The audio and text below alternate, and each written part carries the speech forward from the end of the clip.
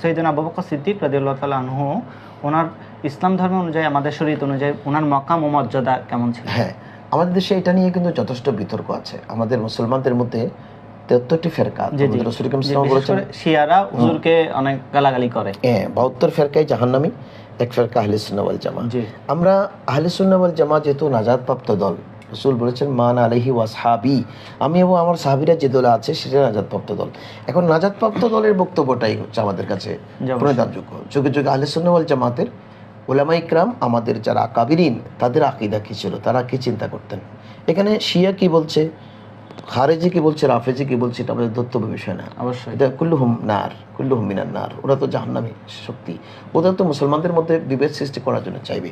আমি আল্লামা Jalaluddin Suyuti রহমাতুল্লাহ যে কথাটি বলেছেন, ওনার মকাম কোন জায়গায়, সেটা কিন্তু তারিখুল খুলাফার মধ্যে আল্লামা জালালউদ্দিন সুয়ুতী রহমাতুল্লাহ যে কথাটি বলেছেন, এটা আহলে সুন্নাহ ওয়াল জামাতের আকীদা।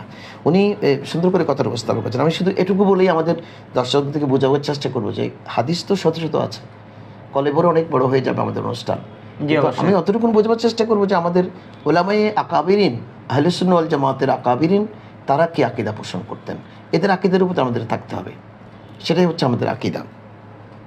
আজমাউ আহলে সুন্নাহ ওয়াল জামা, অর্থাৎ এই বিষয়ে তুমি যে প্রশ্নটা এখন করেছো যে শাহনওয়াজ আজমত আবু বকর সিদ্দিক রাদিয়াল্লাহু আনহু মাকাম কোন জায়গায়, কেউ বলছেন যে আলী কারামাল্লাহু ওয়াজহু বড়, কেউ বলছেন যে আলী কারামাল্লাহু ওয়াজহুর কাছে নাউজুবিল্লাহি মিন জালিক জিবরাইল ওহী নিয়ে আসছেন, ভুলক্রমে নবীজিকে দিয়ে দিয়েছেন।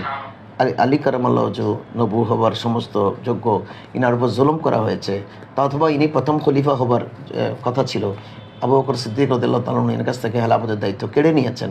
এই নানা কথা বলে ইসলামের মধ্যে দলে উপদলে বিভক্ত করেছেন। এখন বলছেন সেই কথারই ব্যাপারে এবং আহলে সুন্নাহ ওয়াল জামা, আহলে সুন্নাহ ওয়াল জামাতের সমস্ত আকাবিরিন একমত হয়েছেন। বাদা রাসূলুল্লাহি সাল্লাল্লাহু আলাইহি ওয়াসাল্লাম আবু বকর, রাসূলের পরে যার মকাম তিনি হচ্ছে হযরত আবু বকর সিদ্দিক রাদিয়াল্লাহু আনহু, সুম্মা ওমর। এনারা কিন্তু একটা আবার শুধু আবু বকর সিদ্দিক রাদিয়াল্লাহু তাআলা আনহুকে সর্বাগ্রে স্থান দিলে তাহলে আবার বিতর্ক শুরু হবে, তারপরে কে, তারপরে কি ওমর, না হযরতে ওসমান, না হযরতে আলী কারামাল্লাহু ওয়াজহু, এটা নিয়ে আবার বিতর্ক শুরু হবে। তো ইনারা একটা পুরো বিষয়টাকে আমাদের সামনে ক্লিয়ার করে দিয়েছেন। উনি বলেছেন সুম্মা ওমর, সুম্মা ওসমান, তারপরে হচ্ছে ওমর আল ফারুক রাদিয়াল্লাহু আনহু, তারপর হচ্ছে ওসমান গনি জিন্নাহ রাদিয়াল্লাহু আনহু।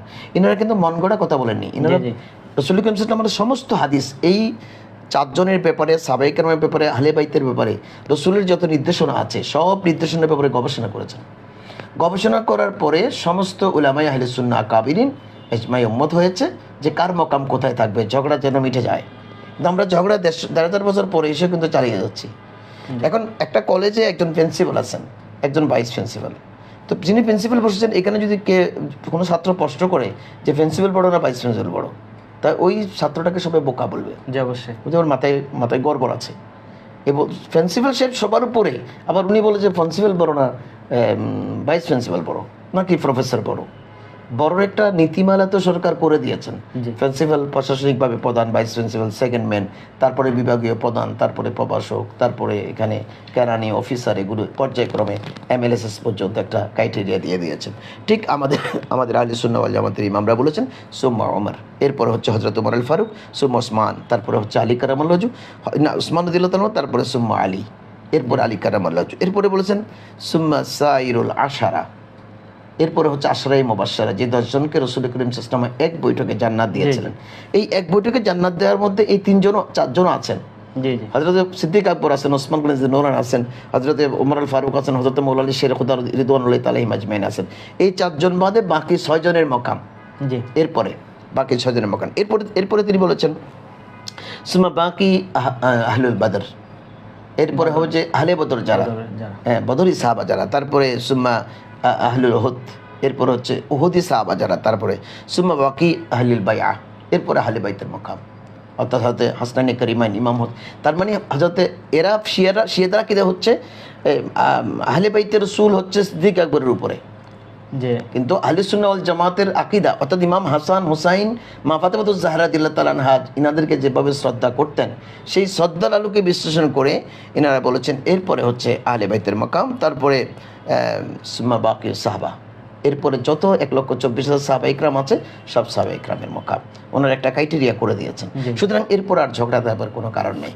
অন্য জায়গায় অন্য হাদিসে অসংখ্য হাদিসে এসেছে, যে বুখারী শরীফে হাদিসে এসেছে, রাসূল করিম সাল্লাল্লাহু আলাইহি ওয়াসাল্লামকে জিজ্ঞেস করা হয়েছে, ইয়া রাসূলুল্লাহ, যে আপনার কাছে সবচেয়ে প্রিয় কে? তখন তিনি বললেন, আমার কাছে সবচেয়ে প্রিয় হচ্ছে হযরতে মায়েশা সিদ্দিকা রাদিয়াল্লাহু তাআলা। বলে তারপরে পুরুষদের মধ্যে কে প্রিয়? ইনি বললেন সুম্মা আবুহা, হযরতে আয়েশার আম্মা জান হচ্ছে, আয়েশা সিদ্দিকা রাদিয়াল্লাহু তাআলা আব্বা জান হচ্ছে আমার কাছে সবচেয়ে প্রিয় মানুষ। এজন্য এই বিষয়টা এখানেই কিন্তু ডিসাইড হয়ে গেছে যে কার পরে কে, এটা নিয়ে কোনো বিতর্ক সুযোগ নেই।